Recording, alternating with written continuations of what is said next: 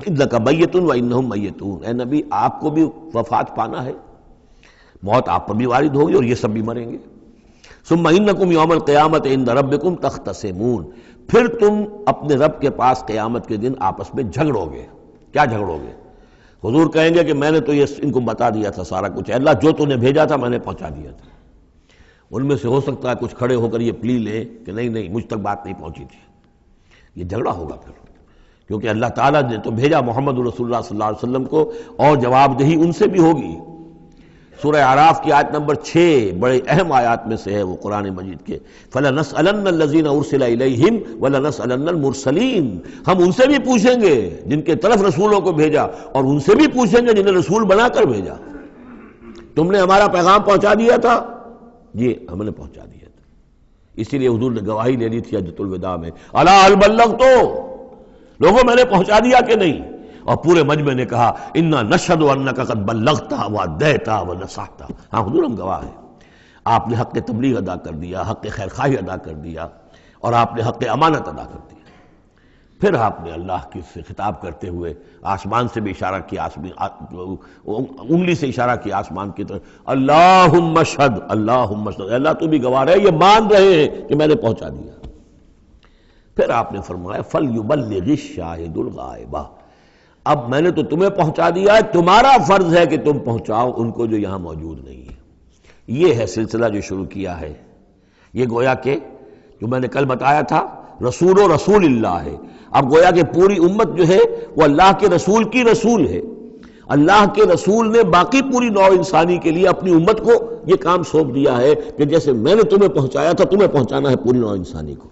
تو پوری امت گویا کہ رسول و رسول اللہ ہے، اللہ کے رسول کی رسول، کہ اللہ نے بھیجا محمد کو اور محمد نے وہ ذمہ داری ان کے اپنے کندھے سے ان کے کندھوں پر منتقل کر دی۔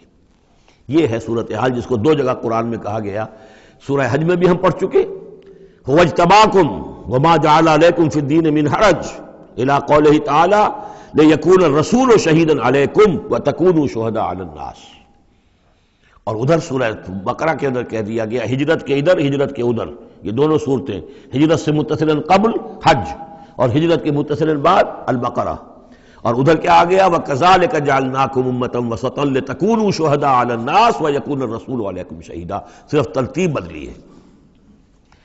فَمَنْ أَظْلَمُ مِمَّنْ كَذَبَ عَلَى اللَّهِ وَكَذَّبَ بِالصِّدْقِ إِذْ جَاءَهُ، اس شخص سے بڑھ کر ظالم کون ہوگا جو اللہ پر جھوٹ باندھے، جھوٹ کہے، اسے کوئی وحی نہ آئی ہو اور وہ کہے کہ مجھ پر وحی آئی ہے۔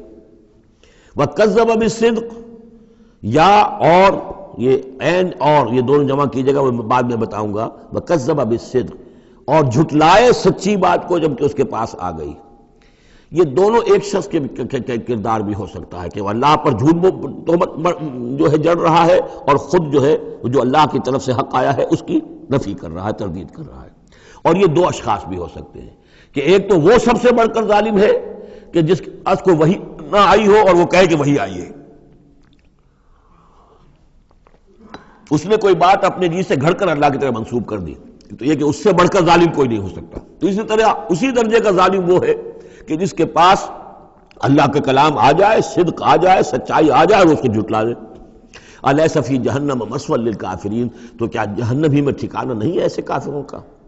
اب اس کے برعکس دیکھیے والذی جاء بالصدق وصدق بہ، یہاں بھی یہ دونوں احتمالات ہیں، اور وہ شخص کے جو لایا سچائی اور وہ شخص کے جس نے سچائی کی تصدیق کی، یہ بھی ایک ہی شخص بھی ہو سکتا ہے کہ کسی شخص کے کردار میں دونوں پہلو ہیں، وہ راست باز ہے، خود بھی اس کا سارا معاملہ راستی پر ہے، اور پھر یہ کہ جو راستی جو حق اس کے سامنے پیش کیا جائے فوراً قبول بھی کرتا ہے، تصدیق بھی کرتا ہے۔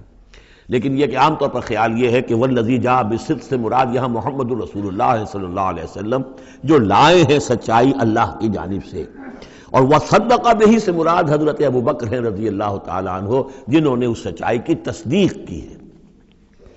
وجاء بالصدق وصدق بہ اولئک هم المتقون، یہی لوگ ہیں جو کہ متقی ہیں۔ لہم ما یشاءون عند ربہم، ان کے لیے جو کچھ یہ چاہیں گے ان کے رب کے پاس وہ ان کو دے دیا جائے گا، فراہم کر دیا جائے گا۔ ذالک جزاء المحسنین، یہی ہے نیکوکاروں کا بدلہ۔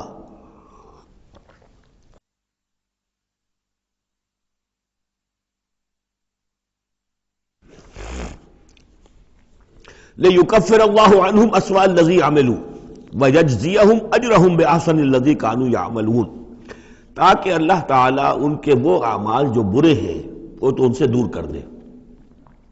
یعنی ظاہر بات ہے کہ انبیاء تو خیر معصوم ہیں، ان سے تو کسی غلط بات کا جو ہے اگر کوئی امکان پیدا ہوتا بھی ہے بنائے طب بشری تو اللہ تعالیٰ محفوظ کر لیتا ہے اور اس کا صدور نہیں ہونے پاتا۔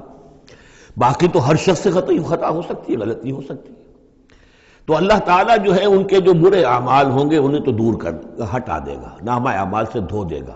کوئی لغزش ہے، کسی وقت کوئی خطا ہو گئی ہے، کوئی ایسی شے ہے کہ جو ان کے ہاں ناپسندیدہ ہے، ان کے کردار میں ہے، اللہ اسے دور کر دے گا، دھو دے گا۔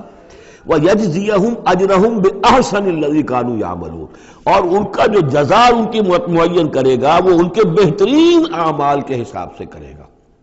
ظاہر بات ہے ہر نیکوکار کے تمام اعمال ایک جیسے نہیں ہوتے، نیکی کے بھی درجات ہیں، اونچے درجے کی نیکی، اس سے کمتر درجے کی نیکی، اس سے کمتر درجے کی نیکی، لیکن اللہ جب اس کی جزا کا معاملہ طے کرے گا، مقام و مرتبہ، تو اس کے بلند ترین جو اعمال ہیں اس کے حساب سے اللہ تعالیٰ اسے جنت میں مقام عطا فرمائے گا۔ جو برے ہیں ان کو دھو دے گا، پاک کر دے گا۔ والذی جاء بالصدق وصدق به اولئک هم المتقون لهم ما یشاءون عند ربهم ذلک جزاء المحسنین لیکفر اللہ عنهم اسوأ الذی عملوا ویجزیهم اجرهم باحسن الذی كانوا يعملون الیس اللہ بکاف عبدہ، کیا اللہ کافی نہیں اپنے بندے کے لیے، اپنے بندے کی مدد کے لیے، اپنے بندے کی حفاظت کے لیے؟ یہ سوالیہ نشان ہے حقیقت میں، یہ اس پر زور دینے کے لیے اللہ کافی ہے۔ اے نبی آپ اور اے مسلمانوں تم مطمئن رہو، تمہاری حفاظت، تمہاری مدد، اس کے لیے اللہ کافی ہے۔ وَيُخَوِّفُونَكَ بِالَّذِينَ مِن دُونِهِ، اور یہ تمہیں ڈراتے ہیں اے نبی، یہ تو آپ کو بھی ڈراتے ہیں ان سے کہ جو اس کے علاوہ ہیں، اللہ کے علاوہ ہمارے معبودوں کی کوئی پھٹکار پڑے گی تم پر، جیسے کہ حضرت ابراہیم علیہ السلام کو ڈرایا تھا، سورہ انعام کے اندر ہم پڑھ آئے ہیں کہ تم نے سارے معبودوں کی نفی کر دی، اب ذرا انتظار کرو، اب تم پر جو بیتے گی اور ان کی پھٹکار پڑے گی تم پر، ان کی طرف سے تم پر پکڑ آئے گی۔ انہوں نے کہا تھا مجھے کس سے ڈراتے ہو؟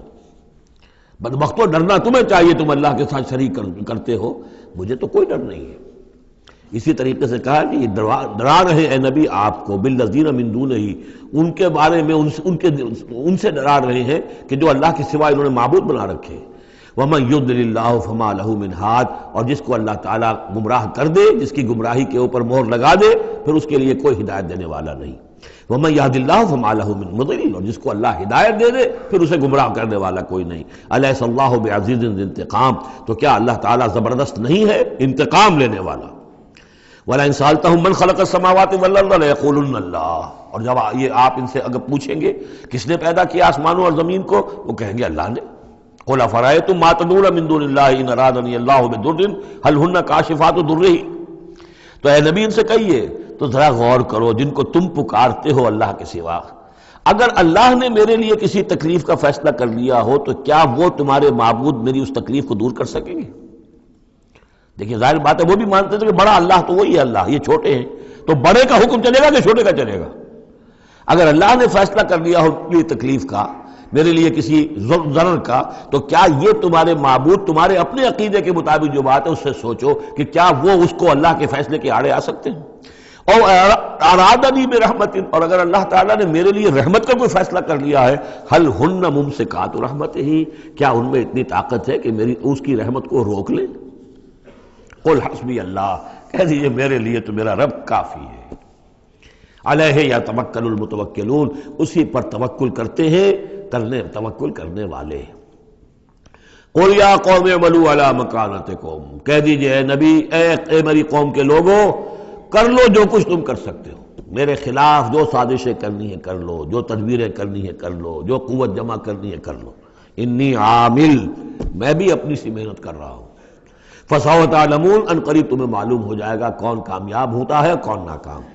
من یاتی ہے عذاب یخزی ہے، کس پر آتا ہے وہ عذاب جو اسے رسوا کر دے، ویحل علیہ عذاب مقیم، اور اس کے اوپر عذاب وہ نازل ہو جائے کہ جو ہمیشہ رہنے والا ہو۔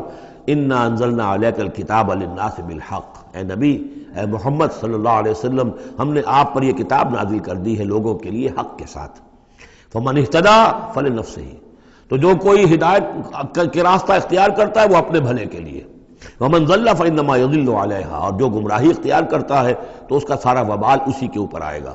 وما انت علیہم بوکیل، اور آپ کو ان کے ٹھیکیدار نہیں ہے، ذمہ دار نہیں ہے، مسئول نہیں ہے، آپ کے جو ہے آپ سے ان کے بارے میں پوچھا نہیں جائے گا، باس پرس نہیں ہوگی۔ آپ سے تو پوچھا جائے گا آپ نے پیغام پہنچا دیا تھا یا نہیں، بس اس کے بعد آپ کا فرض ختم ہوا۔ اللہ یتوفی الانفس حین موتها والتی لم تمت فی منامها، اس آیت کو بھی پھر نوٹ کر لیجئے، قادیانیوں نے جو بھی فساد ذہنوں میں پیدا کیا ہوا ہے، یہ میں سورہ آل عمران سے لے کے مسلسل اس کو واضح کر رہا ہوں کہ یہ توفی جو ہے، توفا یتوفا، باب تفاعل، پورا لے لینا، قبض کر لینا، قبضے میں لے لینا۔ اللہ یتوفی الانفس حین موتها، اللہ تعالیٰ قبض کر لیتا ہے جانوں کو اور شعور کو جبکہ اس کی موت کا وقت ہوتا ہے۔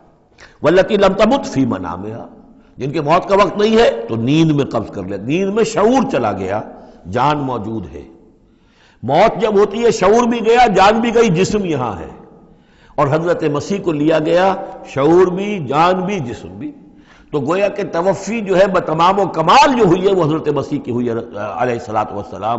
باقی یہ گویا کہ استعارت ہے توفی، نیند میں بھی ہمارا شعور چلا گیا، اور اصل شے تو شعور ہی ہے انسان کے، اگر شعور ہی نہیں ہے تو پھر کیا ہے اس کے اندر؟ وہ اللہ نے اس وقت اس سے لے لیا ہے، چھین لیا ہے، اللہ تعالیٰ نے سلب کر لیا، قبض کر لیا ہے۔ تو گویا کہ یہ لفظ جو اطلاق ہو رہا ہے اس کا نیند پر بھی ہو رہا ہے۔ فَيُمْسِكُ الَّتِي قَضَىٰ عَلَيْهَا الْمَوْتَ، تو جس کی موت کا اللہ فیصلہ کر چکا ہے اس کو اپنے پاس روکے رکھتا ہے۔ وَيُرْسِلُ الْأُخْرَىٰ إِلَىٰ أَجَلٍ مُّسَمًّى، جس کے لیے صرف نیند کا فیصلہ تھا وہ واپس بھیج دیتا ہے، جب وہ جاگتا ہے تو اس کا شعور واپس آ جاتا ہے، اور ایک وقت معین تک کے لیے اس کا یہ سلسلہ جاری رہتا ہے۔ ان فی ذلک لآیات لقوم یتفکرون، یقیناً اس میں نشانیاں ہیں ان لوگوں کے لیے جو غور و فکر سے کام لیں۔ ام اتخذوا من دون اللہ شفعاء، کیا انہوں نے اللہ کے سوا کوئی شفیع گھڑ لیے اپنے لیے، اختیار کر لیے جو ان کے سفارشی ہوں گے؟ قل اولو کانوا لا یملکون شیئا، ان سے کہیے کہ بھلا اگر انہیں کوئی اختیار ہی نہ ہو سرے سے، ولا یعقلون، اور انہیں کوئی نہ اس کی سمجھ ہو۔ قل للہ الشفاعۃ جمیعا، کہہ دیجئے شفاعت کل کی کل اللہ کے اختیار میں ہے، یعنی شفاعت اگر ہے بھی تو باذن رب ہے، اللہ کی اجازت سے ہے۔ پھر یہ کہ اللہ شفاعت قبول کرے نہ کرے اس کا اختیار اس کا ہے، کسی کی دھونس نہیں ہے، کسی کا زور نہیں ہے کہ وہ اللہ سے اپنی بات منوا لے۔ لہ ملک السماوات والارض، آسمان اور زمین کی بادشاہی اسی کے لیے ہے۔ ثم الیہ ترجعون، پھر تم اسی کی طرف لوٹا دیے جاؤ گے۔ وَإِذَا ذُكِرَ اللَّهُ وَحْدَهُ اشْمَأَزَّتْ قُلُوبُ الَّذِينَ لَا يُؤْمِنُونَ بِالْآخِرَةِ، جب اللہ کا ذکر کیا جاتا ہے اکیلے اللہ کا توحید کے ساتھ، تو جو لوگ کہ اللہ آخرت پر ایمان نہیں رکھتے ان کے دل بیٹھنے لگتے ہیں، رکنے لگتے ہیں، انہیں اچھا نہیں لگتا، اللہ ہی اللہ کی بات ہو رہی ہے۔ اسی طرح اگر کسی تقریر میں، کسی وعظ میں ساری گفتگو جو ہو رہی ہو توحید کی ہو رہی ہو تو لوگ گھبرا جائیں گے کہ یہ کوئی اولیاء اللہ کی بات ہو، کوئی قصے کہانیاں ہوں، کوئی کرامات ان کی بیان کی جائے، کوئی نبی کی شان بیان کی جائے، تو اس پر تو یہ کہ ان کے جو ہے دل کھلتے ہیں اور خوش رہتے ہیں۔ لیکن یہ کہ وَإِذَا ذُكِرَ اللَّهُ وَحْدَهُ اشْمَأَزَّتْ قُلُوبُ الَّذِينَ لَا يُؤْمِنُونَ بِالْآخِرَةِ، جب اللہ کا ذکر کیا جائے تنہا اسی کا توحید کے ساتھ، تو ان لوگوں کے دل کو جو آخرت پر ایمان نہیں رکھتے کچھ بیٹھنے سے لگتے ہیں۔ وَإِذَا ذُكِرَ الَّذِينَ مِن دُونِهِ إِذَا هُمْ يَسْتَبْشِرُونَ، اور جب ان کا ذکر ہوتا ہے جو اس کے سوا ہے تب بہت خوش ہوتے ہیں، خوشیاں مناتے ہیں۔ قُلِ اللَّهُمَّ فَاطِرَ السَّمَاوَاتِ وَالْأَرْضِ، کہو اے اللہ تو جو کہ تمام آسمان اور زمین کا بنانے والا ہے، عالم الغیب والشہادہ، تو جو کہ تمام غیب چھپی ہوئی چیزیں اور جو ظاہر اور سامنے کی چیزیں سب کا جاننے والا ہے، انت تحکم بین عبادک فی ما کانوا فیہ یختلفون، یقیناً تو فیصلہ کرے گا اپنے بندوں کے مابین ان تمام چیزوں میں جن میں وہ اختلاف کرتے رہے تھے۔